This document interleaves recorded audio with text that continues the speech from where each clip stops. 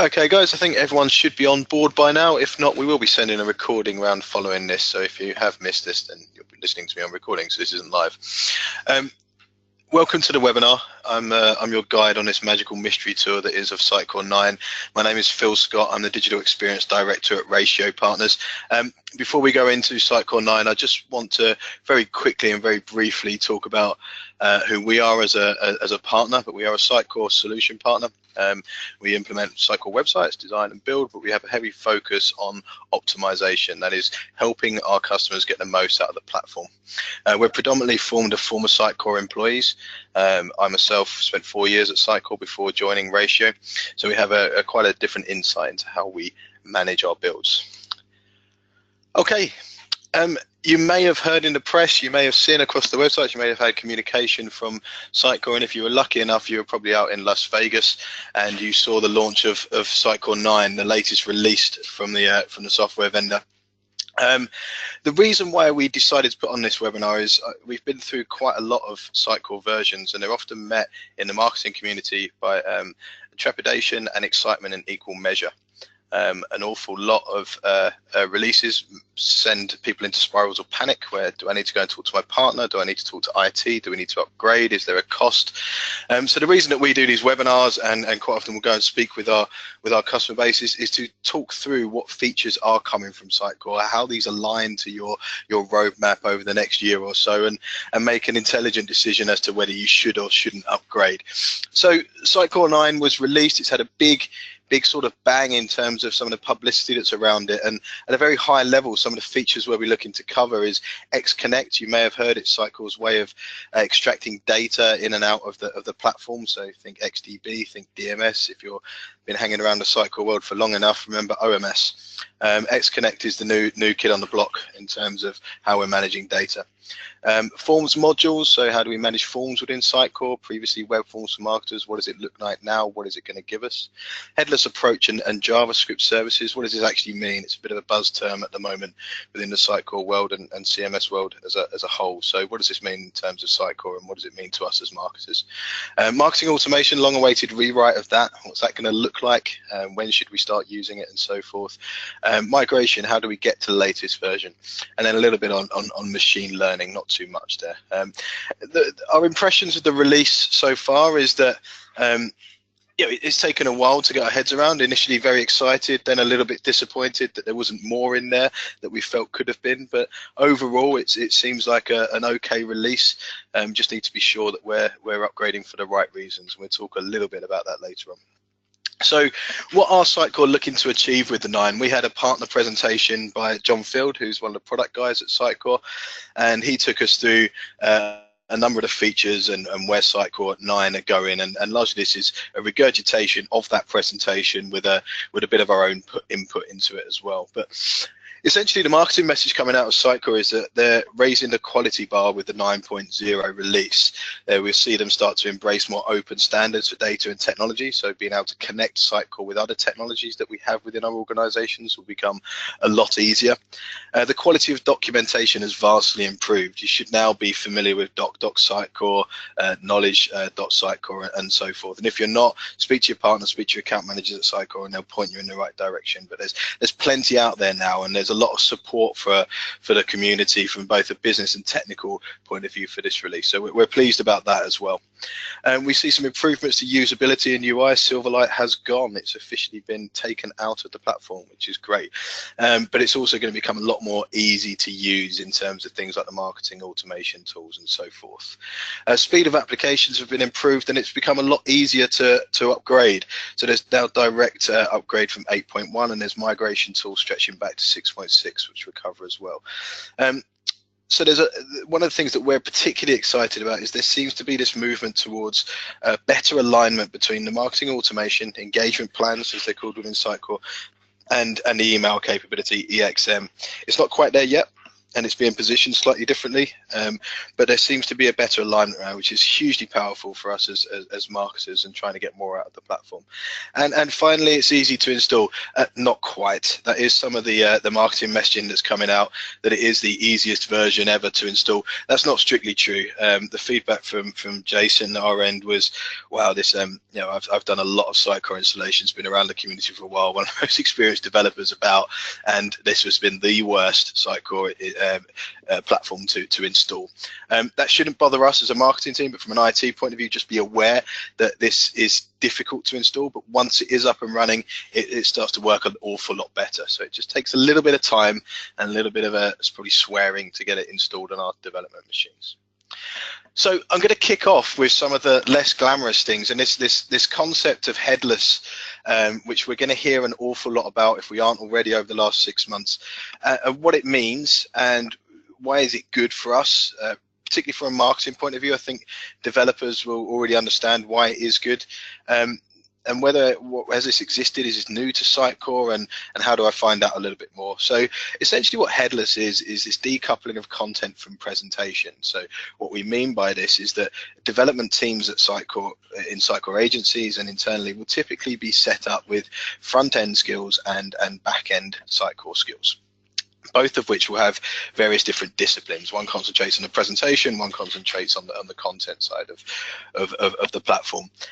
They will have different disciplines, but by and large, they will both need to understand Sitecore as a platform and how it works. By decoupling this, what Sitecore are doing is they're opening up to a whole new community of front-end developers. By taking it, completely separating it out, we have a front-end dev teams are able to look at presentation, look at designs, and make those changes without necessarily having to understand how Sitecore hangs together and the nuts and bolts that sits behind it. So it is quite a nice thing to do, and it's happening all over the place at the moment amongst Sitecore's competitors. And why this doesn't necessarily come as much of a surprise is the big question: hasn't Sitecore always done this? They've separated the presentation layer from everything else, and that is true. Sitecore has always done this, and they're just reinforcing the message around that from a marketing point of view to say, hey, look, everyone else might be talking about this now, but we've been doing it for years. So it has kind of always been there within the platform. It's always been a big thumbs up from a development point of view at Sitecore, but now it's been a lot more formalized, it's a lot more supported, it's going to be a lot more documented, and it just means that it's a bit of a stronger message that's put around there. One point to note, that personalization and analytics are yet to be decoupled, so they're going to still be tied to the Sitecore backend. So you can't just start creating nice pretty dashboards necessarily within Sitecore without backend knowledge. So where you can find out a little bit more about this is, I don't think this has been publicized yet, but at jss.sitecore.net there's a whole bunch of stuff around this if you are particularly interested about what to do. There's a section on gotchas, there's a section on what it means, so go and have a look at that website if you've got the time. Moving through a little bit is the Sitecore machine learning. Always a lot of excitement around this, and when you go and present at various workshops, it's often questions that get thrown up by the audience. What's the next big thing in web development? Where does the platform sit in terms of machine learning? This was largely glossed over in the presentation of Sitecore 9, so I don't have a huge amount to talk about here. The reason being is that there's not an awful lot that is going to be within this release around machine learning. Sitecore will pertain that it already exists to some degree within the platform, in that it can start to suggest tests based on data that we're feeding in, and that the profile and pattern matching within Sitecore to a degree can do predictive personalization, but it's not learning as such. It's being able to predict things based on information that we've fed it, rather than learning and self-learning and so forth. So a little bit disappointing there wasn't more of this in the release. However, I don't think the majority of people are quite at this point in their digital maturity. Certainly a lot of the organizations that we work with aren't quite there. They may be moving towards it. So it's no big shame. I think there's other things that we can be focusing on. The feedback from Sitecore themselves is that, you know, this is being baked in and built into the platform. It's not going away. They're not suddenly going to just farm it off to an external supplier or open up the data to be pushed off to a machine learning tool. This is going to be built into the platform, so you do have this to look forward to, but don't get it too excited just yet. The biggie to come out of the release in Sitecore 9 is xConnect. We've been talking about this for a while. We've known about it for a while. We knew it was coming. And this is probably the most significant part of the release. And we know that Sitecore as a platform has collected massive amounts of user data for a long time, since back in the days of OMS, and which then became DMS and finally XDB from version 7.5 upwards. The problem that had there was that prior to version 9, access to this data was only really possible through going direct to the database.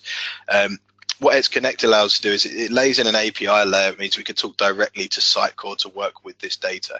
It's going to make things a lot smoother to achieve to achieve more data first decisions within the platform. We're able to enrich tools like the experience profile, the dashboards that we have within Sitecore with data from other systems in a lot smoother, easier way. Significantly as well, it's going to be super easy to extract this data out from Sitecore, and they've sort of operating this this OData, open data modeling format, which means that it can then be consumed by other technologies that we potentially have within the landscape of our organization. So when we say here, what is it going to do? Well, it's enabling true omni-channel collection, and we're able to do it at scale. We can input data from beacons, from websites, from fitness devices in store, for example, all into Sitecore in a lot easier way to consume. xConnect is also going to mean that we've got a 100% feature parity between cloud and on-premise. Previously, things like EXM wasn't necessarily supported in PaaS in Azure, for example. Around the security piece, self-explanatory there. In fact, the encryption at rest and in motion with PII support. So there's going to see within XDB a move towards supporting GDPR a little bit more, where we are able to do forget me options within the experience database through xConnect. Significantly though, by de facto, version 9 is going to come shipped with Cosmos DB SQL Azure. This is a move away from MongoDB, which we were pushed to in version 7.5 up through 8. So a lot of you that have adopted XDB on version 7.5 upwards will have Mongo in place and will be collecting data. By default now in version 9, and it will come shipped to SQL Azure. Mongo will still be supported, but expect to see that start to be phased out. It's a positive and a negative. SQL has basically caught up to a degree with where Mongo is, and Cosmos gives us that NoSQL structure that we can still store all of our data in. So it's not a huge thing, but just be aware of that going forward. xConnect also sees us empower new CRM connectors. So the Salesforce connector and connector for Microsoft Dynamics are all upgraded and all written in version 9 as well. So that's quite exciting from a sort of creating a single view of a data of a user as well. The forms module, previously web forms for marketers. Those of you that have used it in the past will know that it's slightly restrictive and isn't necessarily the best forms module out there. Being a bunch of sad Sitecore geeks at Ratio, we're really happy about this piece within version 9. It might seem relatively insignificant, but it is hugely important for marketers. Data collection forms, be it lead generation forms, job applications, if we've got talent acquisition strategies, even as simple as email signups, form a huge part of websites. And it's a marketer's tool to be able to collect data about our users and communicate through other channels with them throughout the course of a year. So by not having a robust forms module for a while in Sitecore, means that customers will go and adopt other things like Marketo, and they'll start to iframe forms in, and it will be feeding off to other systems. And that, to a degree, breaks some of the data story that we're trying to create within this single platform. So we're really happy to see this. What it means is you're going to get, you'll be able to reskin these forms, so it makes it a bit easier to repurpose them across the website. There's going to be a lot more drag and drop functionality to be able to make it easy for a marketer to create fields within the website, and importantly, the multi-paginated will be supported, so we can have multi-page forms within our website. So a massive advancement that's going to be exciting going forward for a lot of Sitecore companies and save you a bunch of cash as well. Moving through to marketing automation, it's again something else that we're pretty excited about. it's been a while coming. Whilst version 8 saw a lot of the UI upgraded, the way that we did testing and making it part of the authoring process was upgraded, the analytics dashboards were all upgraded and made to be a little pretty. The marketing automation engine or engagement plans, the noding with Sitecore, were largely forgotten. They had the same UI, they were still using Silverlight. It seemed like they were just being held behind a little bit while everything else advanced. So we're super happy to see this. It's going to be a lot easier to use from a marketing point of view. It's going to have a new UI, a new architecture. It's going to become packaged with a bunch of out-of-the-box engagement plans as well. It's going to be closely tied to EXM as the email tool. Now, there's a couple of points to note within this. Marketo, it ain't. It's not a fully fledged marketing automation tool. It will do an awful lot of what you want to do, but largely Sitecore are now positioning this as low to medium complexity in terms of marketing automation. So that's a positive thing, because it means that as marketers we could define our requirements and then look at the tools that are best going to satisfy our needs. So that is a positive thing that is being positioned in that way. The second thing to note is that the current release of version 9 hasn't had a equivalent version of EXM released. So whilst you'll be able to use the new marketing automation in version 9, if you were to upgrade today, you won't be able to necessarily use the email capabilities that ties with. You can call off to other systems and have that .mailers or whatever and send your emails from there. But largely my recommendation would be, if you want to use marketing automation, wait until the new versions of EXM are out to support that as well. So that's going to be massive going forward, I think, for Sitecore. So importantly, how do we get to version 9? Migration, for those of you who have gone through upgrades in Sitecore before, they're not always the easiest thing to do. They can take a long time, a lot longer than expected, depending on the complexity of your website. Now, Sitecore have tried to make this process a lot easier. Previously, there would have been an awful lot of upgrade paths and upgrade steps and documented processes to go through. What they've introduced is a content migration tool. So there will be direct migration from version 8.1. Importantly, note that I've termed this as a content migration tool and not a migration tool. There's only so much that Sitecore can upgrade, and that relates to the content and the Sitecore stuff. If you have custom things that are built within your website, they won't automatically be upgraded as part of this migration process. So it will still need development requirements. It's not as simple as clicking upgrade on your iOS, for example, but it is going to make it an awful lot easier. For those of you that aren't on version 8.1 or in a little bit further back in the versions, the migration tool backdates to version 6.6, so it is going to make it a lot easier. Significantly as well, there's a lot more support for data conversion and data migration. So XDB to xConnect, we can convert XDB data into xConnect. It was a big challenge if we had collected on the old DMS to convert it into Mongo and XDB data. So that's going to make things a lot easier to, we don't have to bin all of the user data that we have. And Mongo to SQL as well. So there's going to be a migration data conversion from Mongo data into SQL if we're using Cosmos going forward. So this will make things a lot easier, but it's not going to solve all of your migration challenges. So just be aware that when you are planning migrations as part of a year-long roadmap, which you should be, and working with your partners or internal teams, just be aware that this is still a significant piece of work. So when we're making recommendations to our customers about whether we should be upgrading or not, look at the reasons to upgrade, the purpose of this webinar, look at what's coming in the future roadmap of Sitecore, and make a decision based on that. So what are the timelines around this release? So you can see that there's various swim lanes that are coming: platform, commerce, experience accelerator, cloud deployment, and connectors. They all have swim lanes, as we would call them, in a high level roadmap. Version 9 preview was released, and then we're at sort of Q2 2018, 2018 at the moment. So we've just seen version 9 general release go out, and EXM 3.6, which is the supported version on 9, should be due in the next month or so, next couple of months. We'll see some more updates to the headless stuff and some of the ML updates as well. And then later on, Q4 2018, so April, June next year, we will see a Sitecore 9.1 come out, and that's when it's currently slated for.